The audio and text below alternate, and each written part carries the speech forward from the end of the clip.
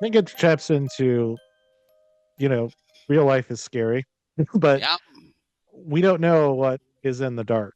Mm-hmm. Like, I'm one I, of those people, like, if I hear a noise outside, I was like, no, I didn't. Like, ah! I'm like, so Ah! I think what the horror Ah! movies let us, that really got you, Steven. I think what horror movies lets us do is puts us in situations where Mhm, we imagine what is out there. Like mhm. a kid comes up with these crazy ideas. Like Brothers Grimm. What was the reason of that? Keep kids going out of the stupid woods because they're going to get killed. Yeah. Like,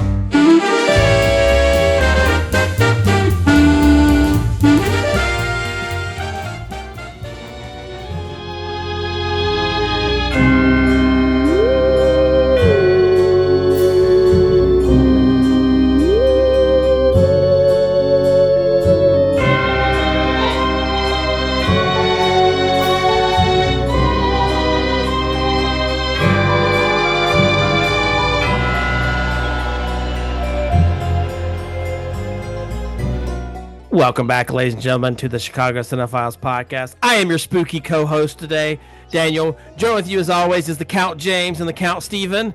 How we doing today, my fellow vampires? cannot wait to hear the creatures of the night howl. I want to drink your blood. I'm diabetic. Don't touch me.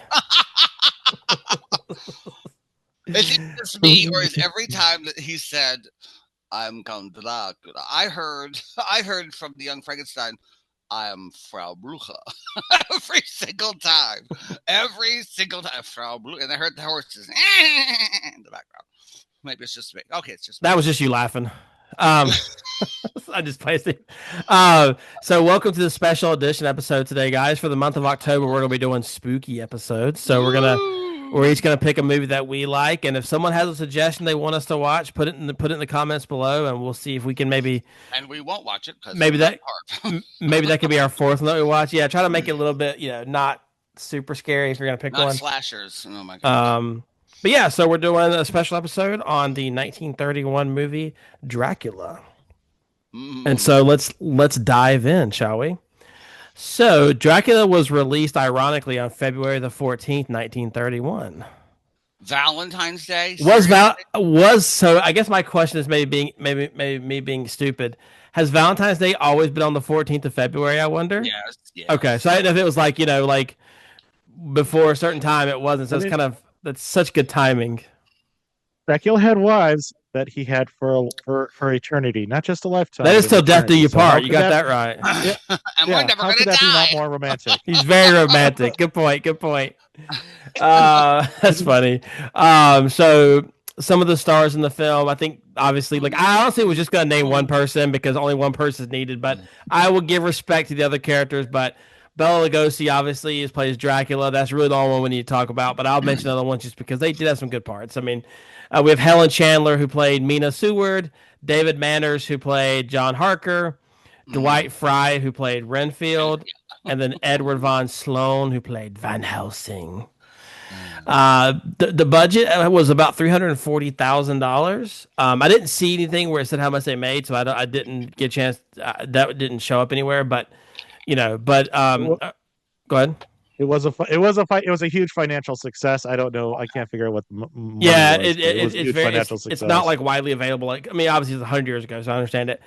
It is so it's very culturally significant for multiple reasons, which we'll get into. But for our purposes, it is the first sound adaptation of Bram Stoker's Dracula. So we have what in the last 3 weeks we've had Hamlet and now this two very classic, books or plays, whatever. Where it's the first time being on audio recording or film. I think it's really cool that we get to experience that, and that's why I love doing this podcast with you guys. In 2000, it was selected for preservation in the U.S. National Film Registry as well. That late? Wow, really interesting. Yeah, and to be fair, I don't know if the preservation film didn't even start maybe until the 2000s because to me this is one of the earliest ones. Most of them are like 06, 07. Yeah. Maybe James, you can look it up while Steven's doing the summary to see when the preservation of the U.S. National Film Registry was started, but. So then Stephen, what we're going to do is we're going to let Count Stephen tell us a little bit about his autobiography, Dracula. So, Count Stephen, Oh, take it away. Dracky, he was such a nice guy. I mean, a little handsy, but a nice guy.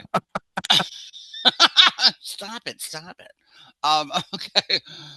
Dracula is a classic horror film that introduced audiences to the definitive screen version of Bram Stoker's infamous vampire.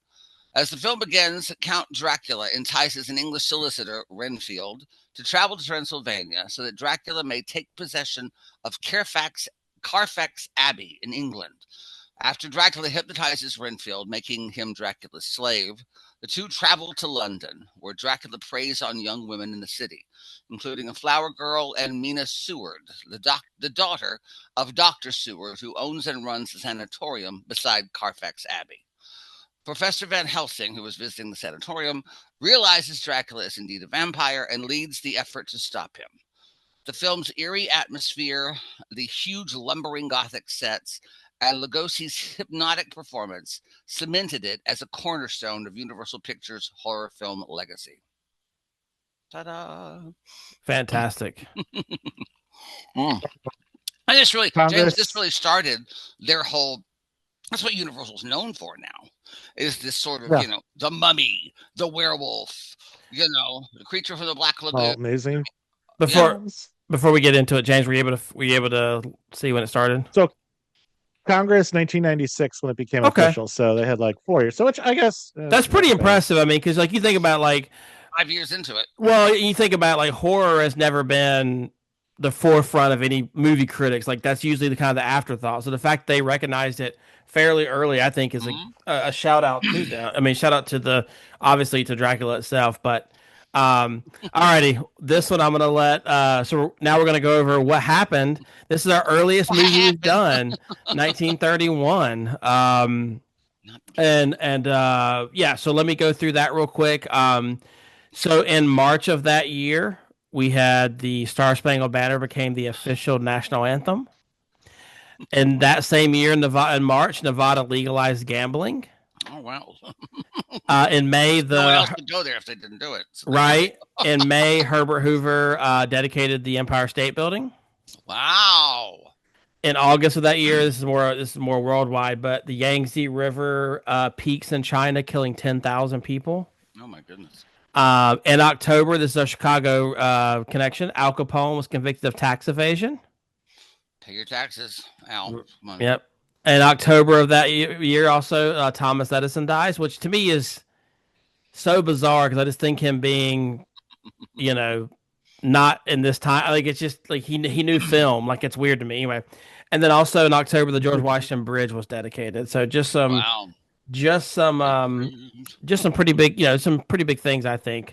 We wouldn't have film if it for Thomas Edison. Really. Exactly. Trying to corner the market on film until some people beat them around it. That's why they went to Hollywood. Oh, and by the way, sorry, I mentioned this is James' pick for the Halloween movie. So if you don't like it, blame him. If you do like it, blame him. So James, I'm gonna let you kind of take the reins for the fun fact. Stephen, I'm gonna put you on the back burner. So I have a few, but James, I'm gonna let you take over, and I'm sure he'll know more than me. This is your segment to shine. So my friend, take it away. Okay, so there's a lot. When I was thinking about it, I have like 4 pages, so now I'm gonna condense it. So please, yeah. So I think the biggest thing is when you're thinking about this movie is this was like one of the movies that were affected by the Great Depression. So like Bela Lugosi had a lower salary. We can get into that in a second. But like the amount of reused footage, so like the boat scene, it was actually from a silent film era. And but so from the technical aspect, it was different frame rates. So they had to like change it. So it made it look choppy. Yep. Do you want to add some more before I no. Well, the thing that really just I love about this is that is that one of the first choice that they had, this film was originally intended for Conrad Veidt, who is, it had just appeared in Universal Pictures, The Man Who Laughs. The man who laughs is a man who has an injury with his face that gives him a permanent grin. It's the inspiration for the Joker. Okay, and Conrad Veidt also is in our first movie we ever reviewed, Casablanca. He plays General Strasser. He's the Nazi that comes in. So there's a lot of little parallels, but I just loved it. It was originally for him, and it Bela, who had done the stage production, very successful on Broadway, was sort of not chosen, and then took as you were saying, James, took a very low salary, very very low salary to be this show. I mean, and took it like they were. I read something. He was contracted to pay him $500 a week for 7 weeks. Yeah, for 7 weeks. Yeah, and the guy playing Harker was a quarter of what Harker was being paid. This this supporting player. So quite a step financially, and then he's remembered for it for the rest of his life. I mean, and for ad infinitum, Bela Lugosi. So I just found that really interesting. All right. So my info dump. All right. So Bela Lugosi, he was actually, when he died, he was actually buried in one of his capes. Like, I thought that was such an amazing thing. Like, he embodied this role so much.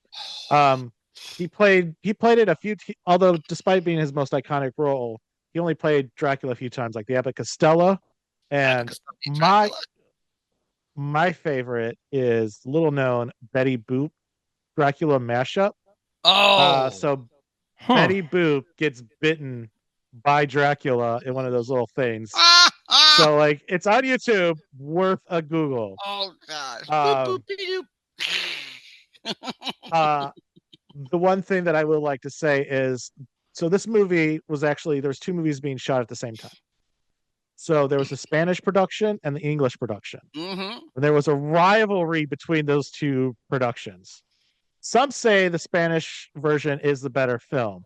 The reason why they say that is because they watched the raw footage of the English version and said, oh, if we change this, we could get a better shot. If we could do this, we can get a better shot. Let's play it like this. So they would watch the raw footage. Watch the dailies. Wow. And the crazy thing is, the Spanish version was almost lost. They actually found it in Cuba in 1970. Wow. And that was like one of the more unedited copies. And then there was like the original Dracula doesn't exist. The one that was released in 1931 you cannot find. Really? Because of different edits, various reasons. I think we're going to get into that a little bit later. But there was a chance of restoring it. And like, they took some of it from the French version, all of that stuff. But if you know, the one thing that like people that get caught off guard about this movie, it was 1931, so it was an early film. It was it was a talkie. It had a limited, there was really no soundtrack to it. You don't really hear any music. That's true. True. Apparently, part of the reason was because they were like thinking like, will people be confused because there's not like somebody playing the piano or an orchestra? God, is that hilarious? Yeah. Where's the piano? Where's the symphony? I hear a symphony. Wow. So there is actually a silent film version of this because not all movie studios had upgraded the sound. Wow.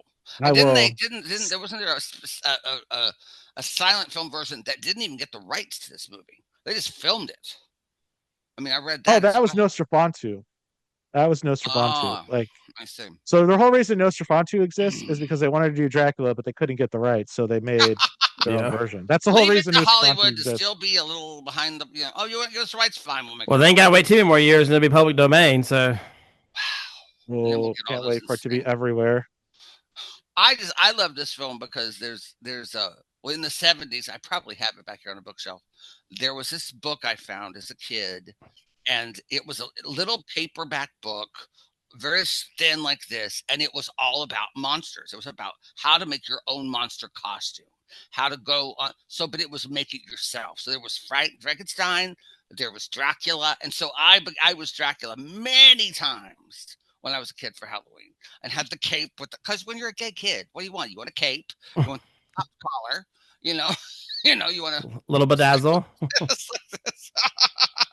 And when I finally I did a production of Romeo and Juliet when I was in college at this theater. I played like the prince who comes in at the very end of the play, and they gave me a long cape and they gave me a pillbox hat. So we're in the shack, and I'm loving. Anytime you give a homosexual a cape, it's not a good idea because we're gonna go crazy. I mean, we'll just lose our minds. And so I'm on stage, and you hear the stage management go, "Can we take it from the princess's last line, please?" Thank you. And he wasn't talking about you. No, hello. You So were the princess. I just love this character, and because it is so iconic. What he did, what he created on stage, and I'm imagining brought to this film. We look at it now, and maybe the pacing is glacial for us, and maybe the camera is placed in one place and never moves for minutes and minutes and minutes, but it still transfixes you. The lighting, just the lighting that hits his eyes. Like, we're getting there. You're getting ahead of yourself, friend. I know, but wow, All right, wow. James, any final things before we move on? For Steven Stills, I'm going to weave more facts throughout the rest of the episode. Perfect. That works perfect. All right, so I guess what our initial thoughts on the film were. I'd never seen it, so I guess I'll go first. I've seen the famous scene, obviously, where he's on the steps and he says, "I'm Dracula," or "I'm Count whatever."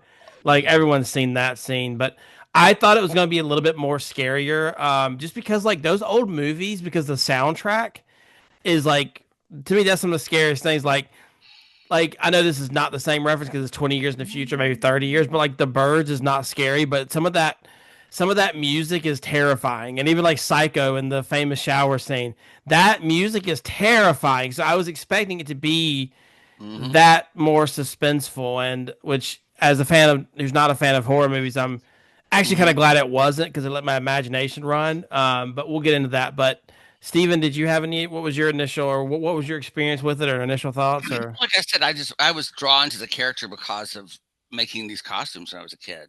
And becoming that, having a little was Bella's character, was that what was there? Oh yes, absolutely. Okay. So there wasn't like there wasn't like an Adam West version of that, like in the 50s. You know what I mean? You have the white shirt, you had the medallion here, you had to have the big cape to go.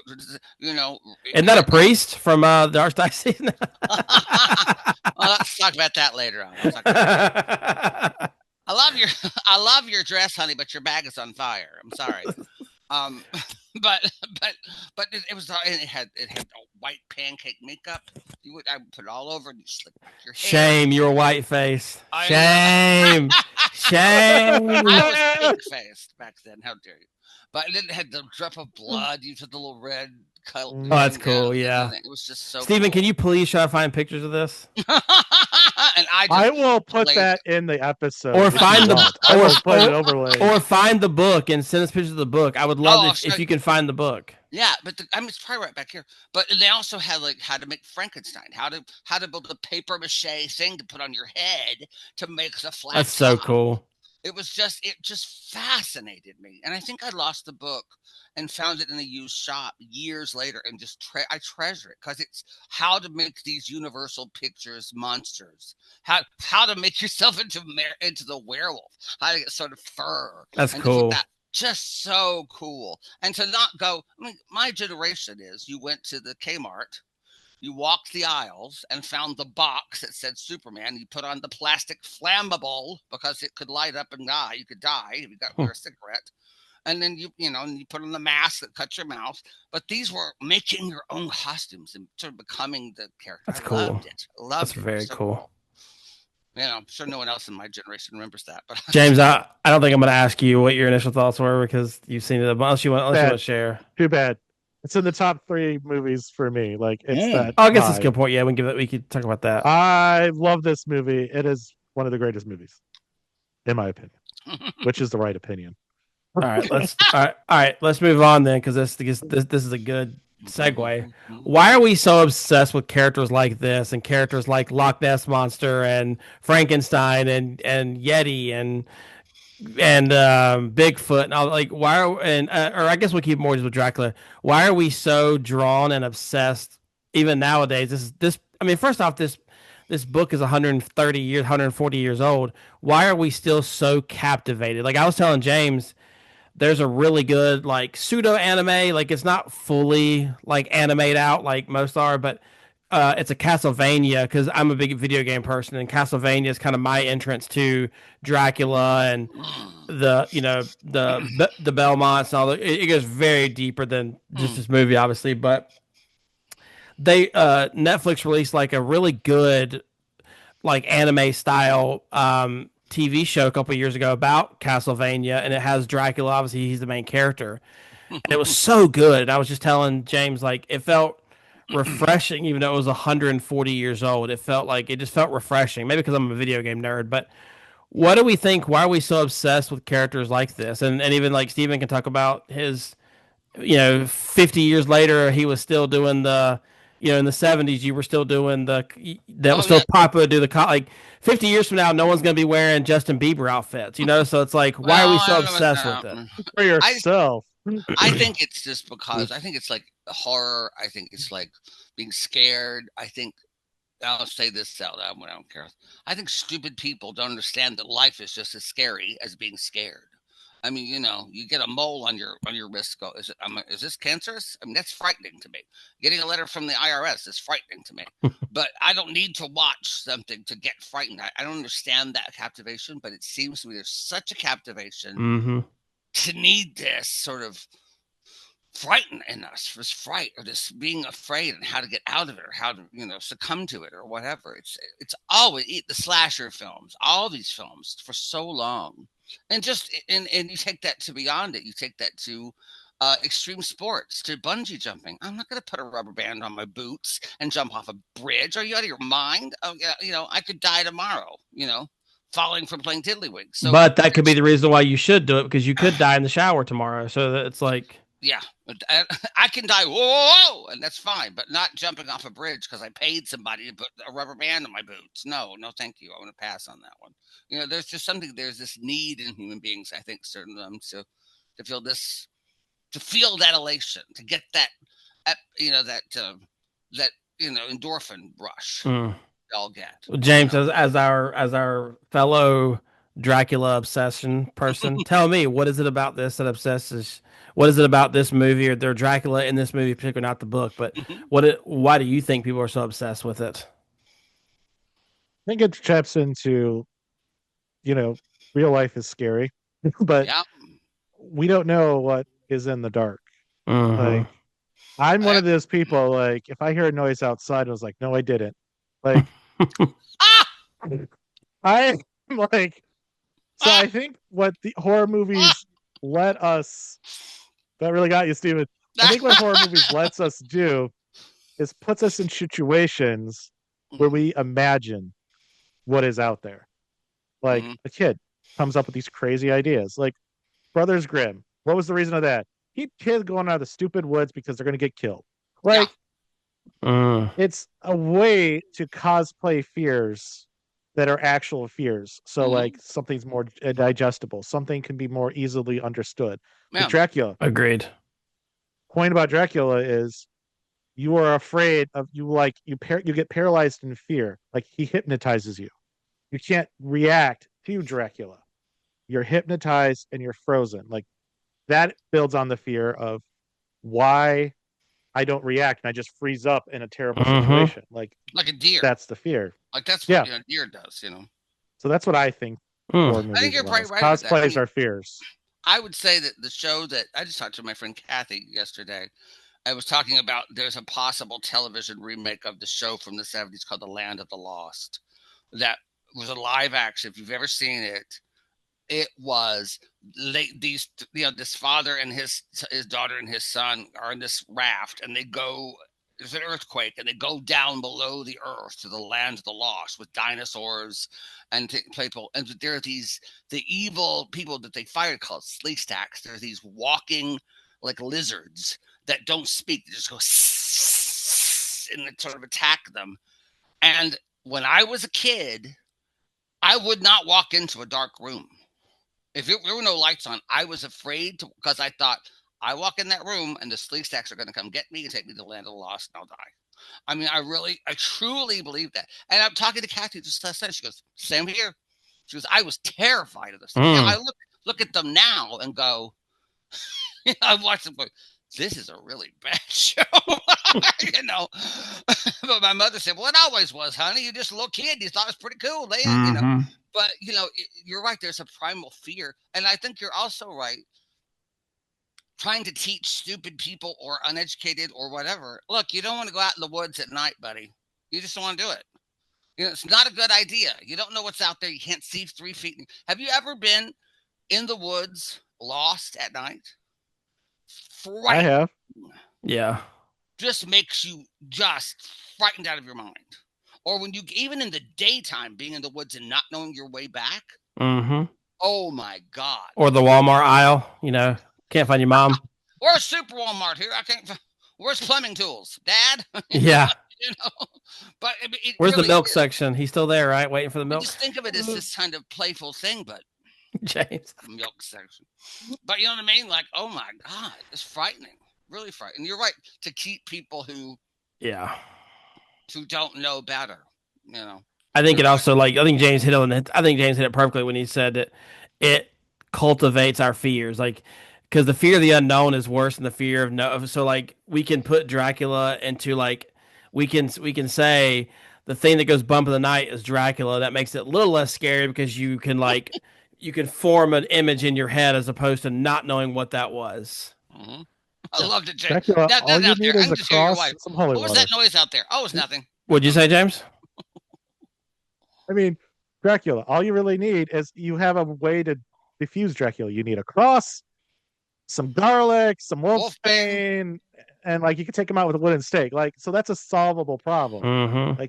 Horror movies allow us. I mean, to be fair, nowadays he wouldn't be able to get here because he'd have a passport, so we'd be safe. But he wouldn't get past through ice, I don't think. But anyway, I will say, and then I guess we'll kind of move on. No, I agree completely. I am someone that doesn't like scary movies at all, obviously, but I was pretty obsessed with just overall.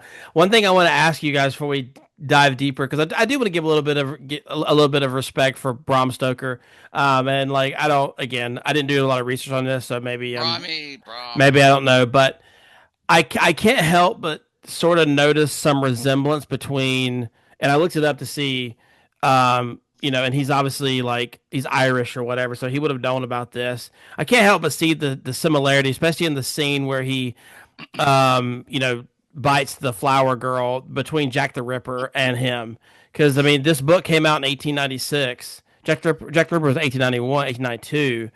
I can't help but think, and Jack the Ripper went bump in the night, in my opinion. I mean, that's one of the first guys you think of. And I know there's Vlad the Impaler as well. I think he's kind of named after that too. But I think part of it too is Bram might have been, obviously he was experiencing this real life because he was alive when it happened, but just kind of a thought. James, do you know anything about that? If not, that's totally okay. I'm going to put you on the spot, but about Dracula and is there any correlation between him and Jack the Ripper? Did he have any inspiration? Did he ever say, or do you know? I mean, from what I understand of the book, shout out to Barnes and Noble who made a cool copy of it. Yeah, they did. So a lot of Dracula, it was based on Vlad the Impaler, but he didn't live in a vacuum, so he also took some attacks that did happen. I feel like he probably did take some inspiration from that. Agreed. Yeah. So that as someone who your obsession is Dracula, I'm pretty obsessed with Jack the Ripper, so I couldn't help but see the similarities in that scene where he rushes off and they find the body. That's exactly what happens to Jack the Ripper. It just felt very the same. Well, even if it's not, this is based off. They didn't actually get the Brad Stoker rights. They got the Broadway production rights for this movie. Okay. So, if you think of this is 1924. Where they got the right, where the story originated, what they're pulling from. So I could totally see that the creators of the Broadway production using, Jack the Ripper. Especially because I assume London was still, at that time, was a very big, like it is now, a big opera and, play area or whatever. You know what I mean? I think in the 20s and 30s, that was like the place to be. Probably was. That's Broadway, what I'm wasn't it? saying. Like it's just it probably was, but But I think they call it West End there. yeah, they do. The Yeah. West End, the West End of that. And Western Town and Danny Boys. Well, do you know that West they End did a girl. famous revival of the play, and you probably don't know this. In Not very 19 famous then, is it? No, I'm just playing. Well, there you go. 1977, but it was Franklin Jella who played it, and it's a very. I've seen production stills from it, and it's very sort of stylized and very Edward Gorey kind of. There are bats on different pieces of the set and stuff like that. Just sort of like it's. But it really was a huge hit in 1977 on Broadway. And Franklin Jella sort of became a star from that. The other thing that the other movie that I always think of when I think of this, because of the song itself, which you probably don't know about, the 88 film called The Hunger. Have you ever seen The Hunger?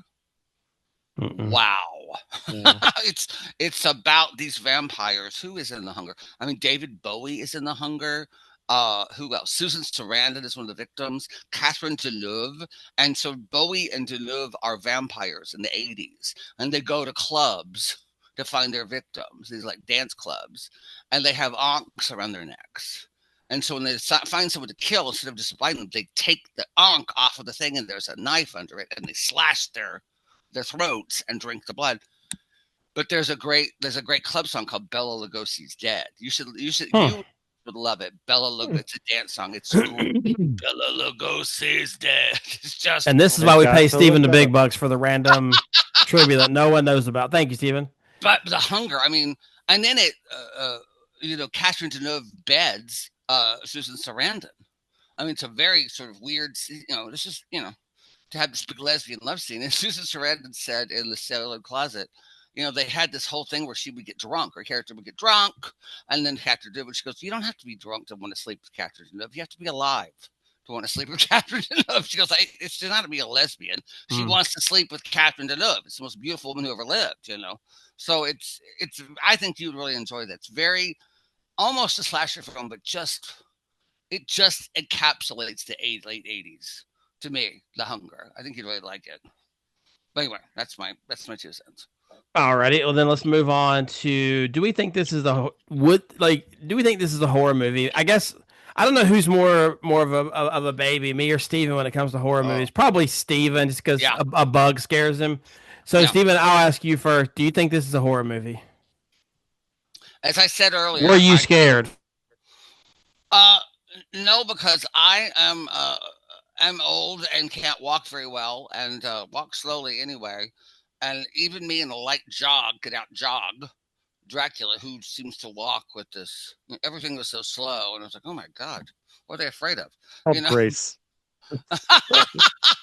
But I think it is a horror. It didn't have the things that usually in a horror movie scare me. Like I don't like to see the blood. I don't like to see the gore and all that stuff. It really bothers me, and it not just scares me, but it bothers me. And so I didn't think of it that way, but it is mesmerizing and sort of chilling to have him, like I said, the lights, just the lighting on his eyes. And he never blinks in this whole movie. Never once blinks. That's just sort of holding I didn't notice that. That's cool. No blinking. Really? No blinking way.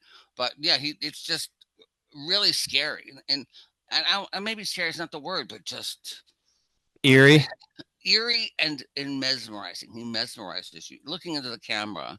And there's a long shots and there's stable shots and they're not cutting away, but it's disturbing when you watch it, isn't it? I mean, Yeah.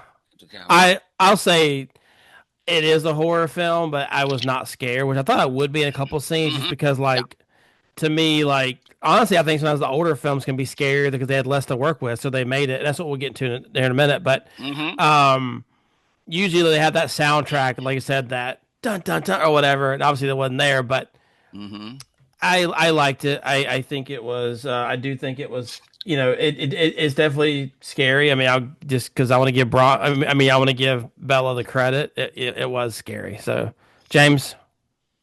Well. So I just want to put this out there so Carlo Lamont, who was the first person Well, she claims, which is fact, he was the first person to have a dialogue in a horror movie. So she was the first person. She was the person that was actually in the stagecoach. She was the first line. She is credited with the first line ever to be in a horror movie spoken. Wow. So there were horror movies before, but she's the first one to have an actual speaking part. That's cool. And fun fact, she was the last one to survive from this film, and she lived to 104. Wow. Oh. So she was bit. So she was bit by Dracula. I mean, she's no longer walking. We know last sighting was in 2014, so you know. I love it. But yes, I think it's a horror movie. Yeah, I agree. Okay, so then all right, y'all. That kind of leads to my next question. Do you guys feel that not seeing him attack people makes the movie better because our imagination goes crazy? Steven, I'll start with you. What do you think? I would say yes. And I think that's what comforts Daniel and I, because we're not liking to see the, kind of thing. But I'll say this may not be what I should have taken away from it. But when Renfield, I didn't understand why Renfield just dropped. First of all, that was kind of confusing to me. But when he did, and then the three wives come in to sort of, I don't know, take him or whatever, and then Dracula waves them off. And then he comes and just starts. I was like, this is really homoerotic. This is very homoerotic. I know you're going to say, but I was like, wow. I mean, don't you think? I mean, no, I don't. To see a guy coming down, it was just like, because I think in any other vampire movie in this decade, you're going to have female vampires going against male and vice versa. Just something about that was like, wow, this is really kind of bold for 1931 to have this guy sort of going down to take blood out of the guy's neck. I just found it very, I don't know, it was a little sensual, quite frankly. But I think it is better to not see him going in for the kill and just sort of having the fade out to black as he goes down. And for everybody. For everyone, it was a shortcoming, I believe, because the Hays Code and probably because of the money. But like me and James said earlier in the week, I think that makes it better because what we imagine is always 10 times worse. It's like, oh, my stomach hurts. You go to the doctor. Or I speak for myself. I'm thinking I have cancer. Oh God, what is it? WebMD tells me I have cancer, and it's like, no, you just have a kidney stone or whatever. Like our imagination makes it so much worse. And to me, I think that's where that's where the movie, in my opinion, holds that like classic ability is that what he's doing. It doesn't show it, because if they did, it probably wouldn't be that good because the effects wouldn't be what we nowadays in 21st century think about. So I just love the fact that we don't see film directors are like great theater directors in that when you can't solve a problem, this is a problem that we have. We don't have technology. I don't know how to stage this. If you just put a frame on it and spotlight it, and if you can't fix it, frame it. That's what I've always heard. If you can't fix it, make it something. Even if you don't know what the hell it means, make that thing that is a drawback the brilliance of what your choice is. I mean, that's really what they're doing here. Is I don't know how to do this, so I'm just gonna let like you're saying, your imagination take over just to black out. To close that iris and say, okay, and this is done. There's also a really wonderful moment in this movie when they're outside talking about Dracula, and they do a cut, and now they're inside in the office, and it's a continuation of the conversation. Do you know what I'm talking about, James? I thought that was brilliant. I mean, that's moving forward of the story. And yet you see that a lot in comic books where you'll see this conversation leads into this they're in a totally different place. But that was, I don't see that kind of jump in modern film. What a great use. I don't think that was intentional. It's probably they had to cut it. Probably not, but it was I was like, this is a great way to just move the story forward. Now we're in another place, so we see they're still talking about it. It was great. I thought it was a wonderful choice. Well, no, I think that was a great edit. But like, I do think Danielle's point that the Hays Code, this movie was made pre Hays Code, and then cut it. The Hays Code, is that they did cut it. So funny thing that you should say that, Stephen. They dialed back the sensualness of it. There Wow. was originally more sensual. You can see this more in the Spanish version. Wow. Well, And that's the just because they're violent, you know how Spanish, right? That's why. well, they had looser standards. Well, you know how she was wearing a scarf to cover up the bite Yeah. marks. That was not seen in the Spanish version because they were worried that showing the bite marks would be so you would actually they would do a close up of the bite marks. Mm. Dracula being killed was far more intense. But Uh, because of the Hays Code, all got taken out. Like a lot of that got Mm. dialed back or taken out. isn't that funny? And there's no original version of this, which annoys the heck out of me. You cannot No. find an original version. But to your credit, what I think is now, like if you look at movies like later in the horror, like the werewolf and all that stuff that No. Universal did, I think limitation can create amazing Amen. ways of thinking to Yeah. solve a problem. Just because you're limited doesn't mean you're not creative and solve it. So I think just that's the only time you get brilliance, quite frankly. I think if you give yourself limits, and I always go back to this explanation. That's why Spider-Man Turn Off the Dark sucked, because they threw money at that woman to create that musical. And so she thought, I can do whatever I want. I can go as far as I want, and there were no limitations. If you're going to make this play a musical or whatever, then you have to have limitations to overcome them with some kind of. Well, she did that so brilliantly with the Lion King on stage, with the puppetry in that show. So brilliant. Yeah. Just to watch 4 people puppeting an elephant that walks through the audience and onto the stage, it just takes your breath away. Mm-hmm. But to have, you can do whatever you want. I think that limitations are necessary for brilliance in any medium, in any artistic medium, in my opinion.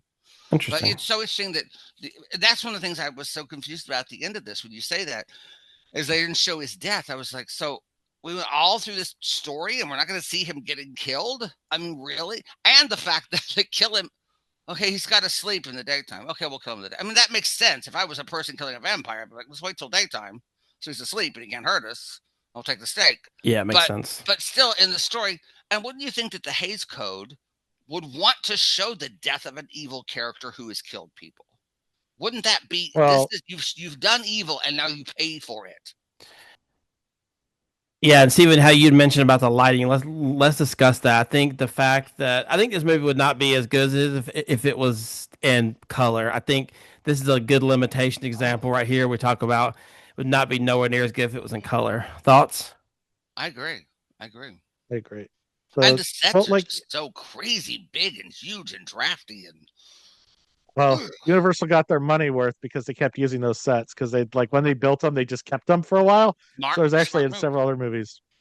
But no, I like the black and white picture because like when you were looking at Dracula and his castle, when like Renfield first walks up the stairs, like I don't know how that would transfer into color when he like walks through the cobwebs and then he has to like cut.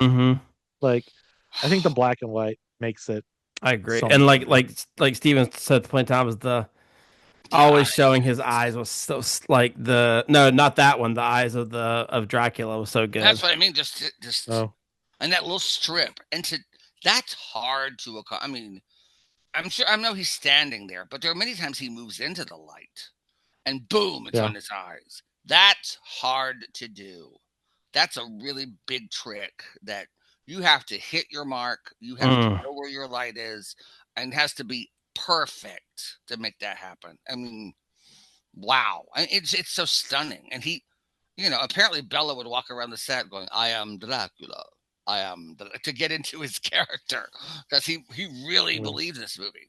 I mean, have you heard the things about how that not a lot of people thought there was so much chaos they weren't really thinking it was going to be a hit, but Bela knew. This is a big deal. He took it very seriously. His character being. And it shows. Oh, it shows. Absolutely, he is so controlled. Which we'll get in. We'll get into that. So let's not get too ahead of ourselves because I definitely want to end on that because I think he deserves the final spotlight. Absolutely. So Van Helsing, I think it's pretty cool that like this early in the the story of Dracula. We already have Van Helsing. I didn't. The only Van Helsing I know is from the Hugh Jackman playing him, and I so know. he's obviously way more violent and aggressive Very different. than just a Yes. professor. Like it's, I don't like it honestly, and I think this kind of goes back to what Steven said about the ending. I don't like the ending because you're like, I want to see this kind of stuff. I want to see the bad guy get it. I don't Him like get it. It's his own. just I don't like I like if you're this professor, why are you telling the vampire that I can't see you? Yeah. Like it's Well, think about it. Like, so let's just put yourself in Van Helsing's place. You see something crazy. You think vampires may exist, may not, and then you like have like, well, am I seeing what I'm seeing? Like, let me tell to the guy. Like, this is what I think. Like, I don't know if I could be that calculated. I'm like, oh crap. But no, but I wouldn't go talk to the guy that I suspect being a vampire. That I think he's a vampire. But then again, it's the thing that you have in Bond movies. It just always kills me in Bond movies. Here's the guy you've been trying to kill for 45, 50 minutes. And then you get to your big lair and you invite him in. You invite him into your lair. Why are you letting him into your lair, Bond villain? Are you nuts? Like, this is the guy. You don't just shoot him in the head when he gets there. No, I want to tell you my plan. Are you stupid? Are you monologuing right now? Seriously, kill him. Shoot him in the head and we're done. But no, it's the same kind of thing where you're like, why are you saying this? Why would you do this? But again, I think he's playing a chess game with Dracula because I think he knows Dracula is that kind of person. True. Okay, I can see that. Yeah. He's playing a chess game, But, all right. Then let's. The beginning of the movie, don't you think? Like when Renfield's going into the town, they're like, "Don't go up there." I'm like, "Then don't go up there." I mean, that's the end of the movie for me. Don't go. Okay, I'm gonna stay here in the inn with you. We'll wait till daylight. We'll go back. That would be the end of the movie for me. But I'm just. Well, a lot of people die because it's their job, or they go do something like that. Like that's what he was. Greed made him do it. Yeah, but and then he looks at the bat. The bat is leading the horses. That I'm out. Bye. See you later. That's a good. Let's give a shout out to Dwight Fry. I thought he played a really good Renfield. His scary, like his like lunatic or whatever, like was so good. And now it's such an icon. Master. That's just a part of the Lex. Watch Young Frankenstein. Hello, yes, Master. That's just become something we expect from horror movies, and that was born with this guy. I mean, Master, I'm yours, Master. It's so crazy. It's such a great job. He was like literally typecasted, like being like that type of character for like cool for a while. It knocked it out of the park. Yeah, no, that just and then the final thing. Let's talk about Bela's performance as a whole. Bela. So sort of what's the thing, like the 6 degree separation thing, whatever it is. One of my favorite YouTubers named Justin Scard. He's a very big like fan of Hollywood and he has a lot of like shows, and he's actually gotten really close with the Lugosi family just because they're always at conventions. Like he's there too, and they just know him. And there's a couple of videos where he's actually got to try on one of his capes. Obviously not the one that's he's buried with, but his son is still alive, but his son is like 87, not in very good health. So his granddaughter has now taken on the legacy, and so part of the meet and greet at some of these events is you get to meet the granddaughter, and then I guess for like very select people that she chooses, they get to wear the cape, and so he got to wear the cape on one of the episodes. Is that the coolest? That's thing amazing. So, but anyway, I just like to this day, First like item added to my life. Like I just want to say that Bela is still being recognized today, like in that community, and like a lot of people still watch. So he is definitely still appreciated, and we'll have to have this debate sometime of who is more iconic, him or Boris Karloff. Like both are iconic. But James, I'll let you end it because you're the Bela fan. So I will just say that like I think he makes this movie. I know Steven talked about the pacing. I don't think that at all. I actually really enjoyed the pacing in this movie. I actually prefer, this may sound crazy, but I like slower horror films because it makes my mind wonder more. Is she going to get away? Is he going to trip and break his hip? What's going to happen? We don't know, and it's like, Steven, don't run so fast. Yeah, and like I love that. That's like even like the funny joke like Monty Python when they're like looking in and the horse, the people like they're running in and they never, they zoom in like 10 times and they've never made any headway. That's kind of how like I appreciate the slowness even more because it's more methodic and it almost feels like Death, Taxes, and Bela Lugosi. Like you're gonna die. I'm gonna do it slow because I'm gonna enjoy this. Yeah. That's how I viewed it. I viewed it as he's got eternity to live. So why would I rush anything? So for me, I think he makes this movie. I don't think this movie. I would not give a rat's butt with it if he wasn't in this movie. Truthfully, like because I don't. Dracula does it and like that. I've never been interested by this. Like I appreciate it, but he makes me want to like it more because I thought he was just fantastic.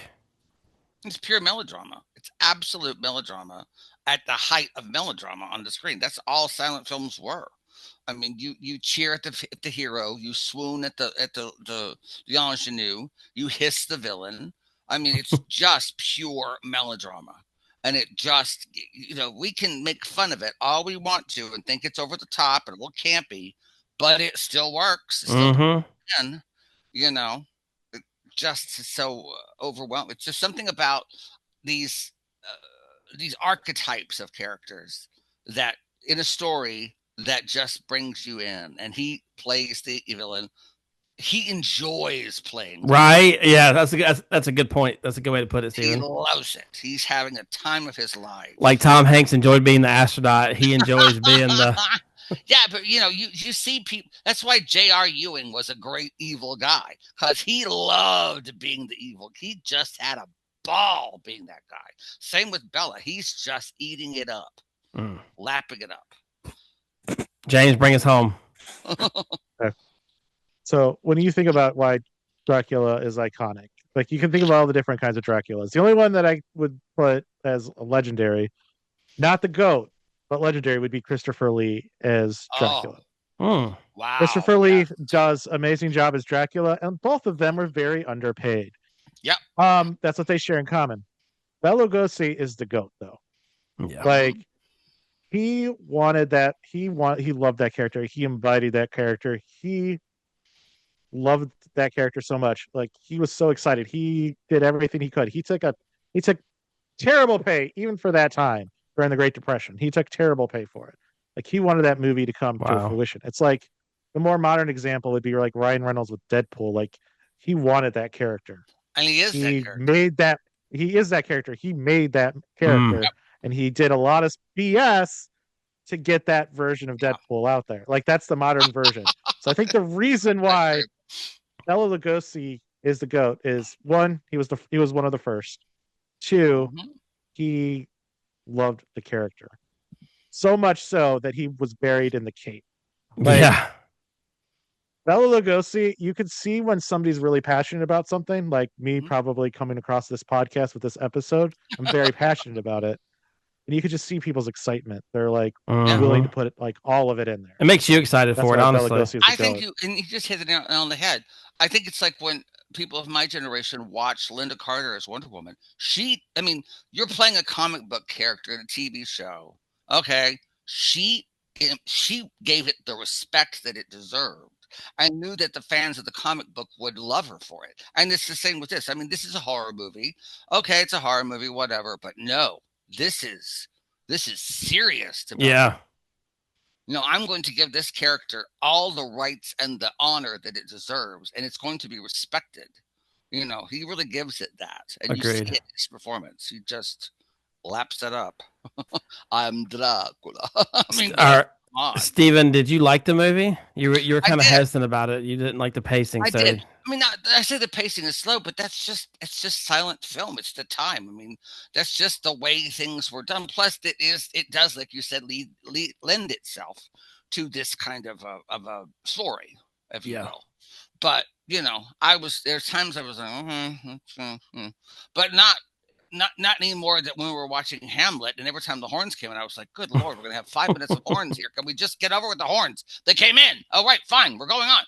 There's just times like this. I just want to go fast forward a little bit. Yeah, but this really. Plus, I love this era of acting and and the man in it, the ingenue and the boyfriend are always, oh darling, you mustn't think that. Oh darling, there's just something about it that's just so. And you see it in every movie of the 20s and 30s, every single movie. But darling, don't worry so. I love it so much. Oh, but we mustn't. Who says mustn't anymore? Nobody says mustn't. So I just, it's so charming to me. I love it. Yeah, I liked it too. So James, I appreciate you. Yeah, I never would have watched this had been for you, James. Thank you for introducing me to this. I love this movie so much. If you say to watch Halloween, I'm going to say no. But oh no. That's not what this series is about. It's about fun, approachable horror. Yeah, all right. Halloween movies. Then we'll ask, because we have done the movie that did win the best picture for this year. Okay. Should it have won? Yes. The other. So what did win is historically the worst winner of all time, which is Cimarron. Oh, it's Cimarron was this year, really? I thought it was Grand Hotel because this is 31. Yeah, but 32 is when the Oscars are, because it's the year. It's always the year after. Well, those boots he wore in Cimarron, those were some great boots. I mean, so what do you want? Nah, this one should got it just because it's. I mean, it's actually. I remember that opening sequence of Cimarron. That is true. The opening sequence is pretty good. No, Dracula's better. 100%. Should have won the Oscar. I was also surprised. Said, no more Best Pictures because nothing could top that movie. Okay, let's not get. Okay. I do also think it is kind of cool, like whenever the famous scenes happen super early in the movie. So like with I do like that. Like, oh, he did the thing. Like you kind of look for it. But. All right, y'all. So that he did the thing. Yeah, so like that concludes our first episode of Halloween favorites. The next week we're gonna do my favorite one, and then we'll do Steven's the week after. So next week we're gonna be doing a Disney movie called Halloween Town, which if you're which probably nowadays is not that good, but I have such fond memories of it that I just think it's just something I want you guys to watch and experience it with me. Have any of you guys seen it before? I actually have, probably back when it came out. Came out, yeah. It came out at the same time as Hocus Pocus did, basically.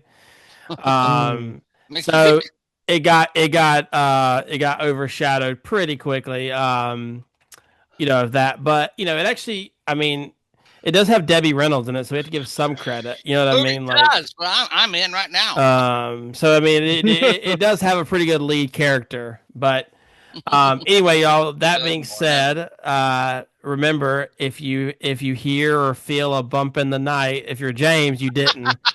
If you're mind your business. If you're Steven, you turn every light in the house on. And if you're a redneck like myself, you reach for something under the pillow. I'll let you decide what that is. I think this is the truth, because if I watch a scary movie, if I see one bug in my apartment, every light goes on, every closet door is opened. And I sit in the middle of my bed like this all night long. He does, because he calls me and I'm like, Steven. It's okay. No, And I've got a crack in my back door here. It's like really real grace within. So when the wind hits it in a certain way, the whole place goes, frightens the hell out of me. Stay tuned for Steven's new horror movie coming out from his apartment. Right? It's called The Homosexual at the Door. Here we go. The trick that will not leave. Yeah, the trick will say a trick will not leave. Get out. Okay, here we go. All right, y'all. And on that note, thank you guys so much for joining us for this Halloween special. Go see Dracula. It's worth it. Definitely, you tell your local theater, like your local non-mainstream theater, that they should show this film for Halloween, because that'd be pretty cool to see it in a theater setting. And that being said, guys, this is the Chicago Cinephiles podcast. Signing out. Have a spooky